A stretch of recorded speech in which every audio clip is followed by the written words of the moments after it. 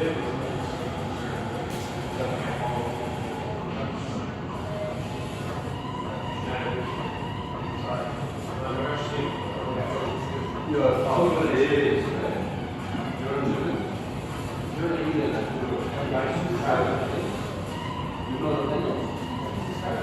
you were an alien and I told you the alien ran inside, I would have done that penalty.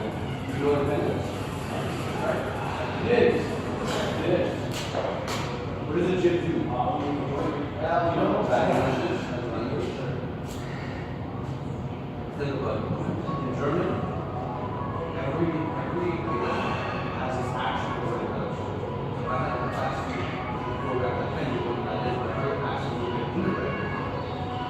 And in German, you know what that is.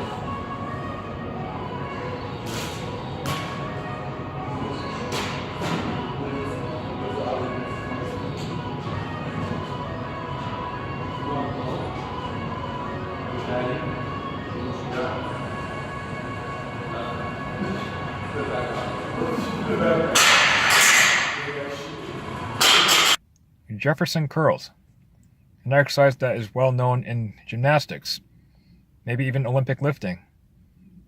It's an exercise that if you do it in a commercial gym, it looks like a really bad form deadlift because you're actually completely rounding your entire back and getting the full stretch of your hamstrings at the bottom while standing on a plyo box or any other surface that's stable. So why am I doing this exercise? I'm doing it to condition my hamstrings, condition my lower back to handle more vulnerable positions. Because I like to do Zerker deadlifts off the floor, and I saw or heard someone talk about Jefferson curls, I looked it up and I realized it's a great addition to my Zerker deadlifts, that I could use it as a warm-up, or I can use it to improve my conditioning better so that I would decrease my chances of a sudden lower back injury in the future. Now, I've only done a few Jefferson curl sets before an injury I had about a week ago. I had some pain in my sacrum tailbone area, which made it hard for me to sit. So if I sit for long periods of time and I stand up, I will have trouble standing for like a minute before I could resume. And then my range of motion was decreased a bit. About a week after the injury, I decided to do Jefferson curls, and I worked up to 115 pounds, starting with body weight and then working up just the bar weight itself and then gradually increasing the weight. I didn't get any more pain. And surprisingly, after that session, I actually felt better than before. So I know this is not medical advice. I know this is something that's really risky.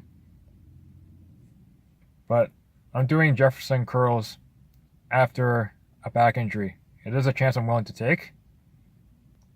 Now, Jefferson curl is done with a very slow tempo. Like you're trying to go through each vertebrae in order from top to bottom when you descend, and then do the exact opposite. I know when I did it, I still haven't fully mastered going through every single vertebrae in order, so I either skipped some vertebrae or some are out of order. Well, my understanding in gymnastics or any sport related to using the Jefferson curl is increasing your hamstring flexibility, increasing flexibility in the lower back directly. In yoga, there's a lot of bent over positions similar to a Jefferson curl, where you had to reach your toes or even way beyond. I remember doing a yoga stretch in Bikram yoga, where I had to reach down all the way down like that, and then I have to grab my ankles and I have to try to get my forehead to the knees with straight legs. So in a way, I do see it as a way to increase flexibility, to condition lower back in the most vulnerable position if you're into that sport and willing to take that risk. And because it's a weighted stretch, it is a way to increase the hamstring strength as well. So I worked up to 115, and I'll see what happens if I worked up to 135. If I can do it pain-free, then I'll increase the weight, and I'll see what will happen.